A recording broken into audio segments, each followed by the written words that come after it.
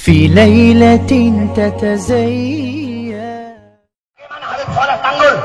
Habib Saleh bin Muhsin Al-Hamid, wali besar di Jawa Timur.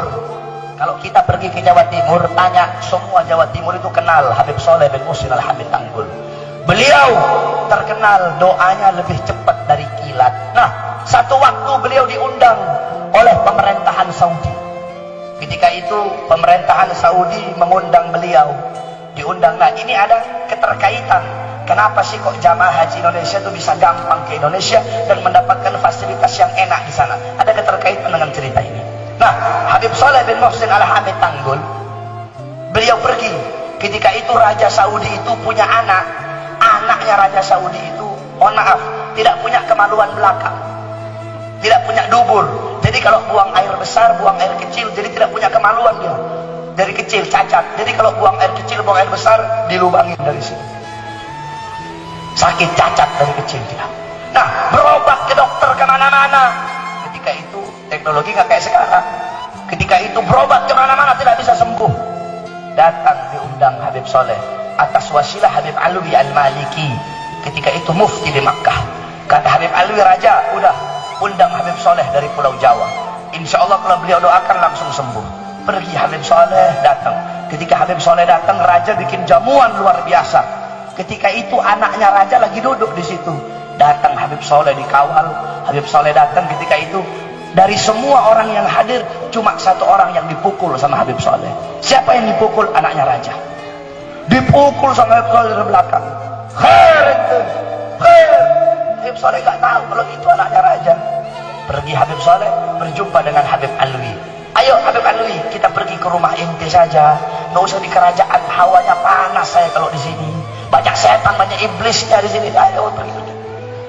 Kata Raja, loh Habib, ini Habib bilang wali, kok baru sampai wala salam sama saya, nggak hormatin saya ini tuh. Udah Habib Saleh emang begini, khawarigil ada, beliau emang agak lain. Akhirnya tiba-tiba terdengar suara teriakan. Allahu Akbar, Allahu Akbar. Siapa? Anaknya Raja teriak-teriak. Apa dia bilang? Abah, lubang saya sudah ketutup. Dan ternyata dengan izin Allah saya punya kemaluan depan itu keluar, dan kemaluan depan keluar, kemaluan belakang keluar. Kok bisa begini, aneh ini. Tadi ininya saya, pinggangnya saya lubang, ada lubang, buang air besar, buang air kecil di sini, tapi tiba-tiba ketutup dan kemaluan belakang dubur saya dan kubul saya keluar. Tadi ada yang nepuk saya itu, Habib Saleh nepuk saya. Baru Raja tahu akan keramat Habib Saleh. Akhirnya apa kata Raja? Habib, luar biasa, keramatnya luar biasa, anak saya sembuh. Sekarang Habib, saya punya anak perempuan. Saya punya anak perempuan.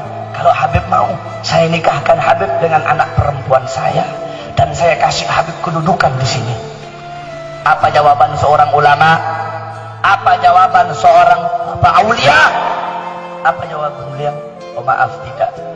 Di rumah saya punya istri Syarifah lagi nunggu. Jadi kalau laki-laki itu Habib, perempuannya Syarifah. Saya punya Syarifah nunggu di rumah. Tidak tergiur saya, kata Habib Saleh. Akhirnya kata Raja lagi, Habib, saya kasih Habib uang emas 1 peti. Apa kata Habib Saleh? Raja, saya lebih kaya dari kamu. Kalau perlu saya yang kasih kamu. Kamu kasih saya emas 1 peti buat apa? Saya lebih kaya. Saya tidak saya terima, kata Habib Saleh. Akhirnya apa? Dibisikin oleh Habib Alwi.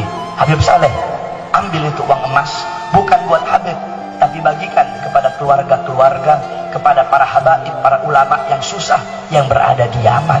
Makanya di Yaman itu, di Hadramut, Habib Saleh Tanggul terkenal yang paling kaya di Indonesia. Padahal tidak, beliau orang miskin. Kenapa? Karena ketika itu emasnya Raja itu dibawa ke Yaman, dibagi-bagikan ke orang Hadramut. Ada min Saleh Tanggul, ini dari Saleh Tanggul, ini dari Habib Saleh. Jadi orang-orang sana kira Habib Saleh orang paling kaya, bagi-bagi emas. Padahal tidak. Akhirnya apa? Kata Habib Saleh, cuma satu yang saya minta, kalau ada jamaah haji datang dari Indonesia, pengen melakukan kewajibannya, pengen menyempurnakan rukun Islamnya, tolong perlakukan mereka dengan baik, siapkan tempat untuk mereka tempat yang nyaman, tempat yang bagus. Cuma itu yang saya minta. Saya tidak butuh harta, tidak butuh wanita, tidak butuh pangkat. Saya cuma minta itu. Lihat, itu ulama. في ليلة تتزين